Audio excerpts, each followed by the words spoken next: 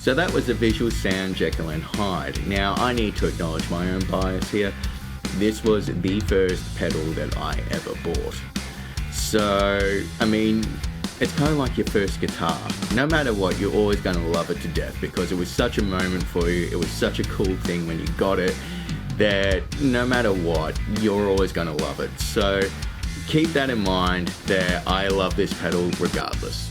The Jekyll and Hyde was named because on one side it's got a TS-808 tube screamer, and then on the other side it's got a distortion side.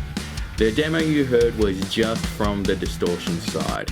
Unfortunately, since my pedal's a bit old, the TS-808 side doesn't really work anymore.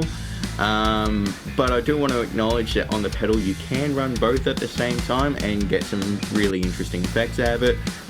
However, everything you heard just came from the distortion side.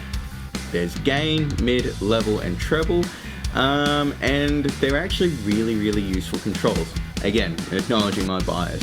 But I find that the mid control is sort of really focused around 500, 800 hertz, somewhere through there. So you sort of really get that bloomy, fluffy sort of quality that sort of brings out a lot of detail in your distortion.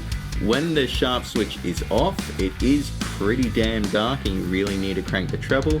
But at the same time, we need to acknowledge that my pedal has seen a lot of love over the years, so maybe something's gone a little bit south as well. Overall, this distortion to me kind of sounds a little bit like a Mesa rectifier in a box. It's bright and fizzy, it's kind of loose and flubby. All of that is said with love. All those things are, what a Mesa rectifier does. And this, as I said, to me, reminded me of a Mesa rectifier. I don't find that it's super responsive to your playing, but, well, I mean, really, neither is a Recto. It may be rose-colored glasses talking, but I really love how this pedal sounds. I always get an absolute blast out of playing it. It always fills me with joy whenever I get a chance to plug it in.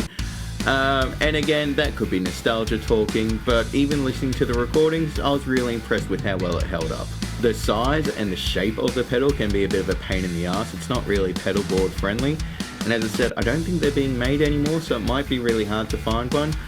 But it's worth it if you can track one down. And one of these days I should probably get my pedal looked at and bring it back to its former glory.